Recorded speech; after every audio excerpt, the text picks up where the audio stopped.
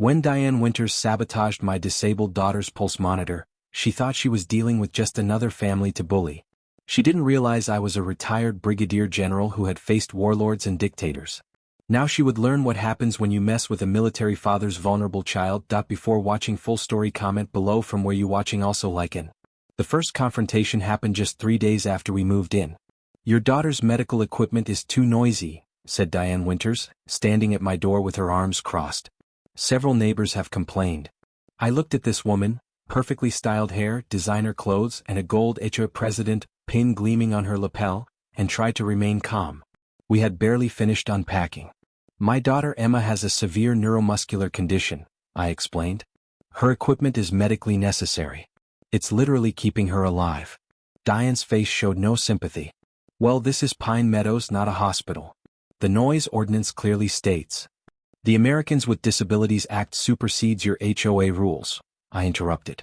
"I've already submitted the proper medical documentation." "We'll see about that," she snapped, turning on her heel. "The board will review your situation." I closed the door, my hands shaking with anger. After 25 years as a military officer, rising to the rank of brigadier general before retirement, I had faced enemy fire with less anxiety than what this woman stirred in me. Because now the target wasn't me, it was my 16-year-old daughter. Emma had been through enough. Born with a rare condition that progressively weakened her muscles, she relied on a wheelchair and several medical devices, including a vital pulse monitor and ventilator that helped her breathe at night. The pulse monitor was crucial. It alerted us immediately if her heart rate dropped or became erratic, a common danger with her condition. Despite her challenges, she remained positive, with bright eyes and a clever mind that made me proud every day. We had chosen Pine Meadows specifically for its single-level homes and proximity to a good hospital. The realtor never mentioned the HOA was run by someone who saw disability as an inconvenience to property values. That night, I explained the situation to Emma as gently as I could. "Don't worry, Dad," she said, adjusting her oxygen tube. "Maybe she just needs to get to know me." Her optimism nearly broke my heart. After losing her mother to cancer 3 years ago, Emma had developed a resilience that sometimes made me forget how vulnerable she truly was. The following week, things escalated. Diane sent an official notice claiming Emma's wheelchair ramp, professionally installed before we moved in, violated HOA aesthetic standards. The letter demanded its removal within 30 days, with a $200 daily fine thereafter. I filed for an emergency exemption and reached out to a disability rights attorney. Meanwhile, Emma tried to make friends in the neighborhood, wheeling herself to the community park when her strength allowed. One evening, Emma returned home in tears. "What happened, sweetheart?" I asked, kneeling beside her wheelchair. "Mrs. Winters told me I shouldn't use the park," she whispered. "She said my wheelchair damages the grass and scares other children." Something cold and hard formed in my chest, the kind of focused anger I hadn't felt since my last combat deployment. "She said what?" "She told everyone I shouldn't be allowed in common areas because I'm a liability," Emma continued, her voice breaking. "Dad, do I make people uncomfortable?" I held her hands. "Absolutely not. You have every right to be there." That night, I sent emails to every HOA board member, outlining the harassment. Most didn't respond. The 2 who did suggested I work things out with Diane directly. The situation worsened when Emma developed pneumonia, a dangerous complication with her condition. For 3 days, I barely slept, monitoring her breathing and administering medications. When her oxygen levels stabilized, I finally felt we were past the worst. Then, I caught something disturbing on our home security camera. Diane Winters was at our electrical box outside, fumbling with something in her hands. I rushed outside, but she was already walking away briskly. "What were you doing?" I called after her. She turned, startled but quickly composing herself. "Just inspecting. It's an HOA responsibility to ensure proper maintenance." Something didn't feel right. I checked the electrical panel, but everything looked normal. I went back inside, uneasy but focused on Emma's care. An hour later, Emma's pulse monitor began screeching. The reading showed her heart rate plummeting dangerously, but when I looked at her, she seemed fine, her color normal. "Dad, I feel okay," she said, confused by the alarm. I checked the device. It was malfunctioning, showing impossible numbers. Then her ventilator shut down completely.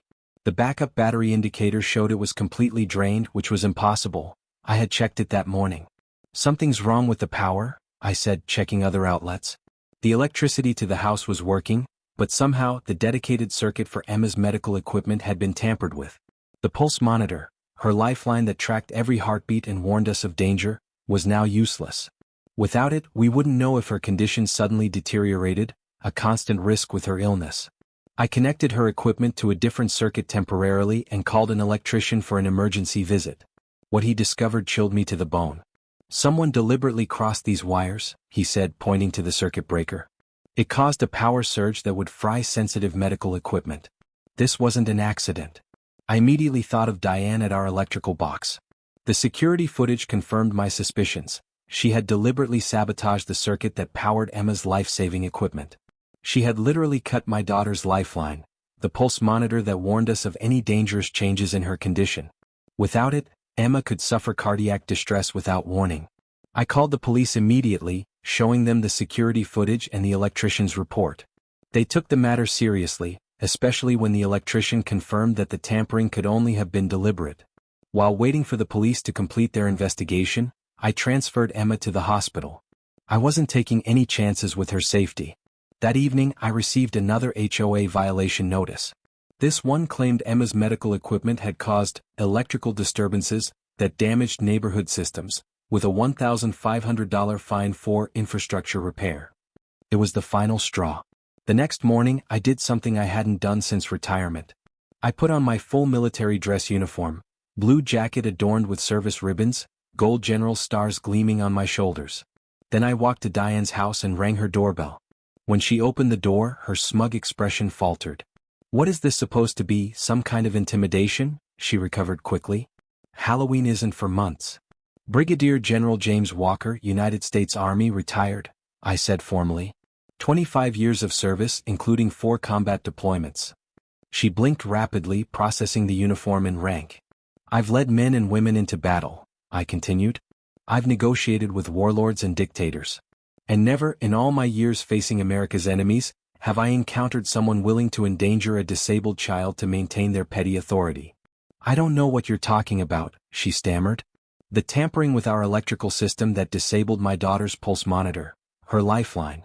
The security footage shows you at our electrical box yesterday afternoon." Her face flushed. "I was just doing an inspection. The electrician confirmed the wiring was deliberately crossed to cause a power surge. The police have the security footage and the electrician's report.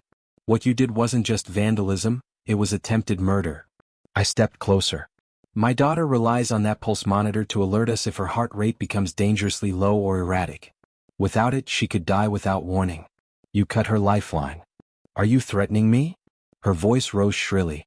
"I'm informing you as a courtesy that I've called an emergency HOA meeting for tomorrow evening.